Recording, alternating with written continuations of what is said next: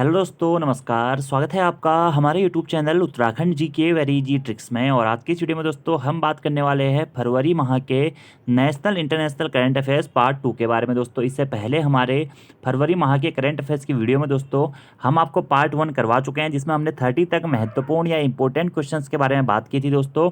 और आज हम 31 से लेकर के आगे के जो फरवरी माह के important national international current affairs हैं उनके बारे में बात करने वाले हैं। और ये करंट अफेयर्स दोस्तों आपके उत्तराखंड के सभी एग्जाम, साथ ही सेंट्रल लेवल पे भी जितने एग्जाम्स होते हैं सभी के लिए काफ़ी महत्वपूर्ण करंट अफेयर्स हैं, इसलिए आप इन वीडियोस को ध्यानपूर्वक जरूर देखें। अगर आपने इससे पहले मंथ्स की करंट अफेयर्स की वीडियो को नहीं देखा हुआ है तो आप प्लेलिस्ट पर जाकर के देख सकते हैं। हमारे चैनल पर आपको उत्तराखंड की मंथली करंट अफेयर्स और साथ ही दोस्तों नेशनल इंटरनेशनल करंट अफेयर्स भी मिल जाती है। और दोस्तों अभी तक आपने हमारी एप्लीकेशन को डाउनलोड नहीं किया हुआ है तो प्ले स्टोर से हमारी एप्लीकेशन उत्तराखंड जी के वेरी इजी ट्रिक्स को भी जरूर डाउनलोड कर लें, क्योंकि हमारी एप्लीकेशन में दोस्तों आपको आगामी एग्जाम से तो प्रैक्टिस सेट्स और साथ ही करंट अफेयर्स के पीडीएफ्स और डिफरेंट टाइप के दोस्तों courses, detail courses, Hindi Uttarakhand topic voyages courses और भी बहुत कुछ चीज़ें मिल जाती है। तो चलिए शुरू करते हैं दोस्तों आप आज की इस वीडियो को, फरवरी राष्ट्रीय अंतर्राष्ट्रीय करंट अफेयर्स पार्ट 2, जिसमें हमारा आज का पहला क्वेश्चन है दोस्तों कि हाल ही में चंद्रमा पर सफलतापूर्वक टच डाउन करने वाली दुनिया की पहली निजी कंपनी कौन सी है। तो हाल ही में दोस्तों चंद्रमा पर सफलतापूर्वक टच डाउन करने वाली दुनिया की पहली जो निजी या प्राइवेट कंपनी है दोस्तों वो है इंट्यूटिव मशीन। कौन सी है दोस्तों? इंट्यूटिव मशीन है, जो कि कहाँ की दोस्तों? अमेरिका की दोस्तों यह एक कंपनी है जो कि सफलतापूर्वक दोस्तों चंद्रमा पर टच डाउन करने वाली दुनिया की पहली निजी कंपनी है। और कंपनी का नाम आपको याद रखना है दोस्तों, कौन सी कंपनी है? इंट्यूटिव मशीन्स, ठीक है। और इन्होंने किस लैंडर के थ्रू ये गए चांद पर? ये गए थे दोस्तों ओडिसिस लैंडर के माध्यम से, और फाल्कन 9 रॉकेट से दोस्तों इसे लॉन्च किया गया था, ठीक है। और जो ये इंट्यूटिव मशीन है यह किसकी? अमेरिका की कंपनी है। तो पहली निजी कंपनी बनी है दोस्तों कौन सी? Intuitive machines. अगला हमारा प्रश्न है, कौन सा देश अंतर्राष्ट्रीय श्रम संगठन यानी कि आईएलओ के कार्यस्थल पर हिंसा और उत्पीड़न कन्वेंशन का अनुमोदन करने वाला पहला एशियाई देश बनाया दोस्तों? तो आईएलओ यानी कि अंतर्राष्ट्रीय श्रम संगठन के कार्यस्थल पर हिंसा और उत्पीड़न कन्वेंशन का अनुमोदन देने वाला पहला एशियाई देश दोस्तों बन गया कौन सा? फिलीपींस। कौन सा बना है? फिलीपींस बना है। इंपॉर्टेंट दोस्तों यह क्वेश्चन है। अगला हमारा प्रश्न है, कौन सा देश भ्रष्टाचार बोध सूचकांक 2023 यानी कि जो करप्शन इंडेक्स दोस्तों जो हाल फिलहाल जारी किया गया था इसमें शीर्ष पर है? तो इसमें शीर्ष पर दोस्तों कौन सा देश है? डेनमार्क है, ठीक है। इसी प्रकार से दोस्तों यहाँ पर एक और प्रश्न आपसे एग्जाम में पूछा जा सकता है कि भ्रष्टाचार बोध सूचकांक 2023 में भारत की रैंक क्या है। तो भारत दोस्तों इसमें कौन से स्थान पर है? 93वें स्थान पर, यानी कि भारत की कौन सी रैंक है? 93 रैंक है। वहीं भ्रष्टाचार बोध सूचकांक 2023 में प्रथम प्रथम स्थान पर कौन सा देश है दोस्तों? वो है डेनमार्क, ठीक है। और जो भ्रष्टाचार बोध सूचकांक है यह किसके द्वारा जारी किया गया दोस्तों? यह इंडेक्स जो है, जो आपका करप्शन परसेप्शन इंडेक्स है, यह किसके द्वारा जारी किया गया? यह दोस्तों ट्रांसपेरेंसी इंटरनेशनल के द्वारा जारी किया गया। किसके द्वारा? ट्रांसपेरेंसी इंटरनेशनल के द्वारा जारी किया गया। भारत की रैंक इसमें कितनी है? 93वीं है। तो डायरेक्टली आपसे एग्जाम में प्रश्न बन सकता है दोस्तों कि भ्रष्टाचार बोध सूचकांक में भारत की रैंक क्या है? तो 93 यानी कि 93वीं है। और पहले स्थान पर रहा है कौन सा दोस्तों? डेनमार्क। अगला हमारा प्रश्न है दोस्तों, फरवरी 2024 में अंतरिक्ष में सर्वाधिक समय बिताने का रिकॉर्ड किसने बनाया है? तो अंतरिक्ष में दोस्तों सर्वाधिक समय तक रहने का या सर्वाधिक समय बिताने का रिकॉर्ड जो है वह दोस्तों बनाया है किसने? ओलेग कोनोनेंको ने। किसने? ओलेग कोनोनेंको ने, ठीक है। यह एक रूसी अंतरिक्ष यात्री है दोस्तों, जिन्होंने अंतरिक्ष में 868 दिन या लगभग 2.5 साल से अधिक समय बिताने का विश्व रिकॉर्ड बना दिया है।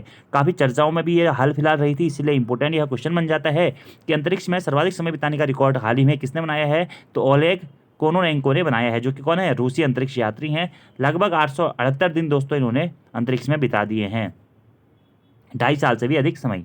अगला हमारा प्रश्न है, भारतीय खेल पत्रकार महासंघ और दिल्ली खेल पत्रकार संघ ने किस भारतीय एथलीट को लाइफ टाइम अचीवमेंट अवार्ड 2024 से सम्मानित किया है? ठीक है दोस्तों, भारतीय खेल पत्रकार महासंघ और दिल्ली खेल पत्रकार संघ ने दोस्तों लाइफ टाइम अचीवमेंट अवार्ड 2024 से दोस्तों किसको नवाजा है? पीटी ऊषा को नवाजा है। किसको? पीटी ऊषा। याद रखना है आपको, इंपॉर्टेंट है। अगला हमारा प्रश्न है, निम्नलिखित में से आपको असत्य कथन का चुनाव करना है दोस्तों। फरवरी 2024 में ऑस्ट्रेलिया में आयोजित होने वाले 7वें हिंद महासागर सम्मेलन में भारत का प्रतिनिधित्व किसने किया है? ठीक है, नरेंद्र मोदी नहीं दोस्तों, यह आपका करेक्ट यानी कि यह सत्य कथन है। इसका नेतृत्व दोस्तों नरेंद्र मोदी जी ने ना करके किसने किया? हमारे जो विदेश मंत्री हैं एस जयशंकर जी ने किया है। ठीक है, याद रखना दोस्तों, अभी हाल फिलहाल में फरवरी 2024 में ऑस्ट्रेलिया में दोस्तों 7वें हिंद महासागर सम्मेलन का आयोजन हुआ था, जिसमें भारत का प्रतिनिधित्व किसने किया है? एस जयशंकर ने किया है। यह प्रश्न इस प्रकार से बन सकता है कि 7वें हिंद महासागर सम्मेलन का आयोजन कहाँ हुआ था? तो दोस्तों ऑस्ट्रेलिया में हुआ था, जिसका प्रतिनिधित्व भारत की ओर से एस जयशंकर जो कि हमारे वर्तमान में विदेश मंत्री हैं उनके द्वारा किया गया था।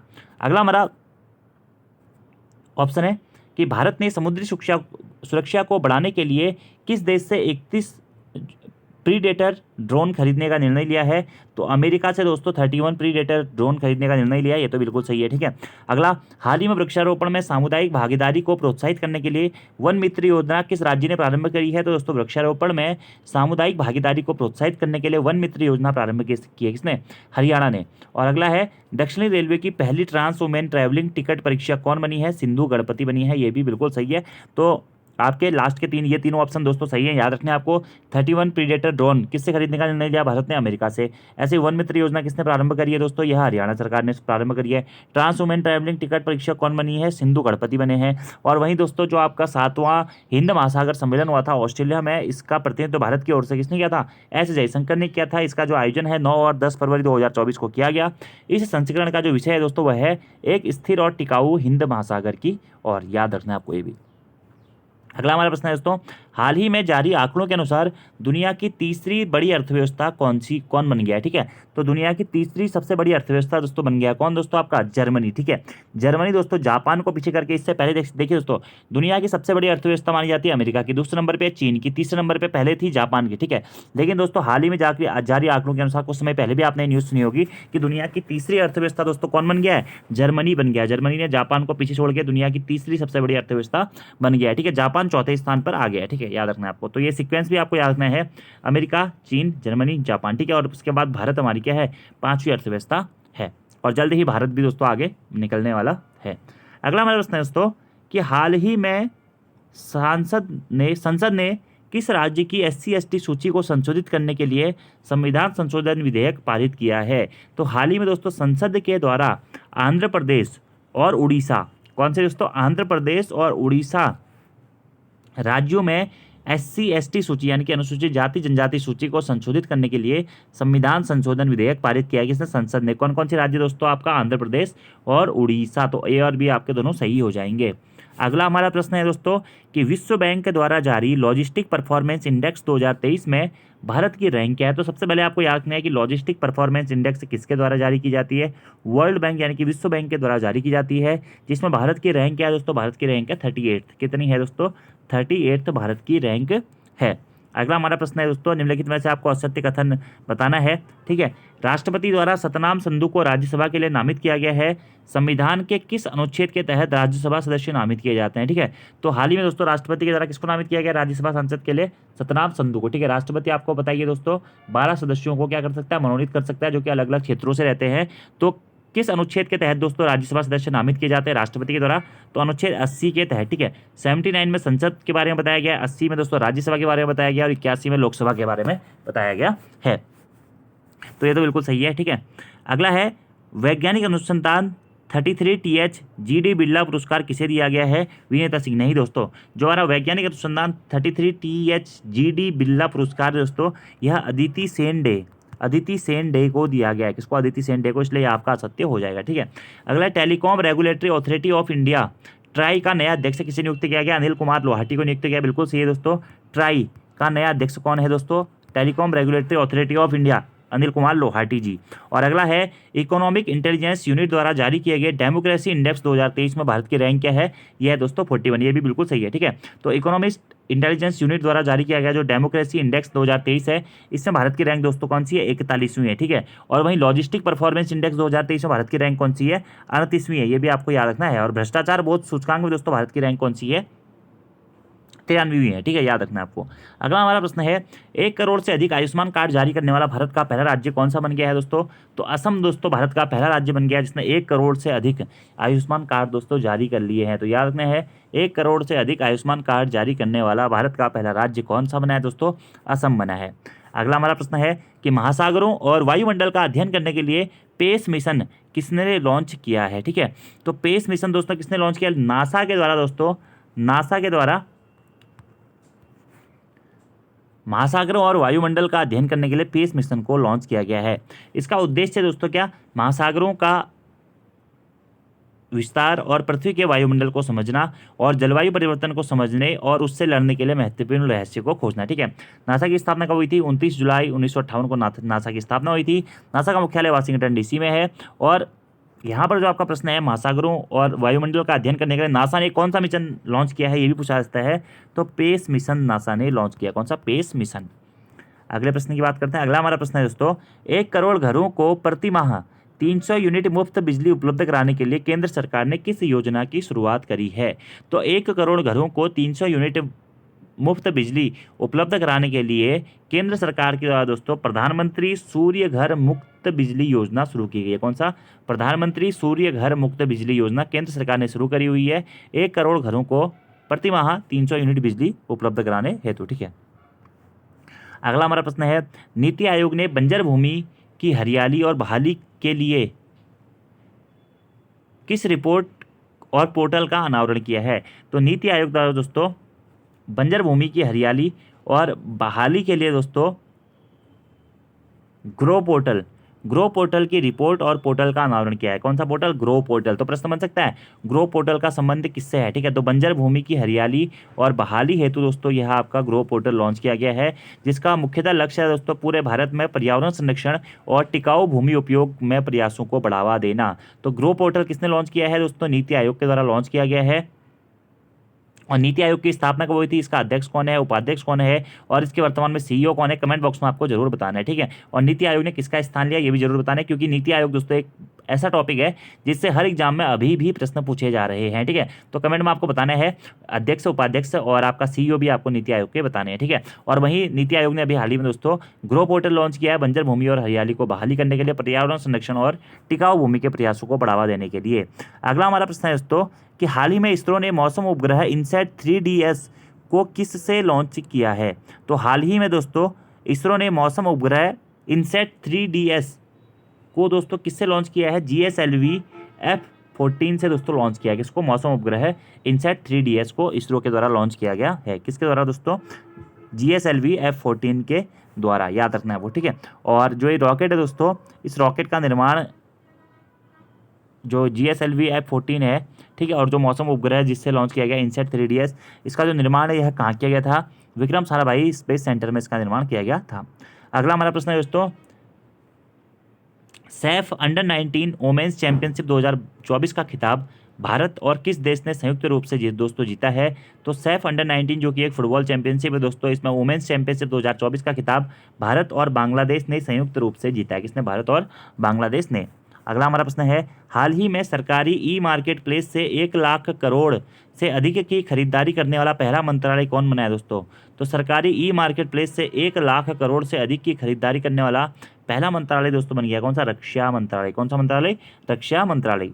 अगला हमारा प्रश्न है हाल ही में सभी हुक्का पार्लर बंद करने के लिए सिगरेट और अन्य तंबाकू उत्पाद संशोधन विधेयक 2024 किसने पारित किया है? तो हाल ही में दोस्तों तेलंगाना गवर्नमेंट के द्वारा हुक्का पार्लर बंद करने के लिए सिगरेट और अन्य तंबाकू उत्पाद संशोधन विधेयक 2024 पारित किया है। इंपॉर्टेंट क्वेश्चन है दोस्तों, एग्जाम में यहाँ से प्रश्न बन सकता है। अगला हमारा प्रश्न है दोस्तों कि हाल ही में केंद्र सरकार ने किसे भारत रत्न से सम्मानित करने की घोषणा की है? तो अभी आपको दोस्तों पता है कि 2024 में 5 लोगों को दोस्तों क्या किया गया? भारत रत्न पुरस्कार से सम्मानित कर दिया गया है। 5 में कौन कौन से? PV नरसिम्हा राव जी हैं, चौधरी चरण सिंह जी हैं, MS स्वामीनाथन जी हैं, इसके साथ ही दोस्तों आपका कर्पूरी ठाकुर हैं, ठीक है, और इसके साथ में दोस्तों आपके कौन है? लाल कृष्ण आडवाणी जी है, ठीक है। तो ये सभी आपको याद रखने हैं, कर्पूरी ठाकुर, लाल कृष्ण आडवाणी, PV नरसिम्हा राव, चौधरी चरण सिंह और MS स्वामीनाथन, सभी को दोस्तों क्या है? भारत रत्न पुरस्कार से सम्मानित किया गया। पहली बार ऐसा हुआ है कि 5 लोगों को भारत रत्न पुरस्कार दिया गया है, ठीक है। चौधरी चरण सिंह जी को किसानों के अधिकारों के लिए यह पुरस्कार दिया गया है।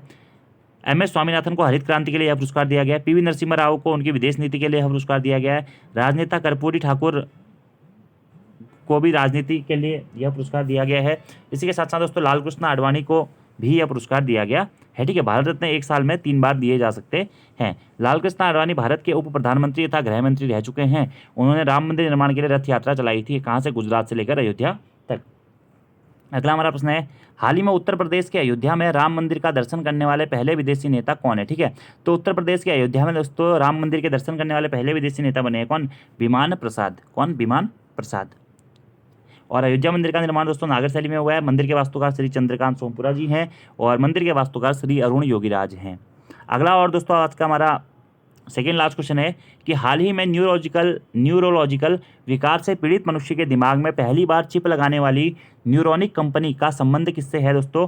तो एलोन मस्क की कंपनी है दोस्तों। न्यूरोलॉजिकल विकार से जो भी पीड़ित मनुष्य है उसके दिमाग में पहली बार चिप लगाने वाली जो कंपनी का संबंध है एलोन मस्क से है। ठीक है, यह दिमाग को दोस्तों किससे ट्रांसप्लांट कर देगी? ठीक है, दिमाग को ट्रांसप्लांट कर देगी।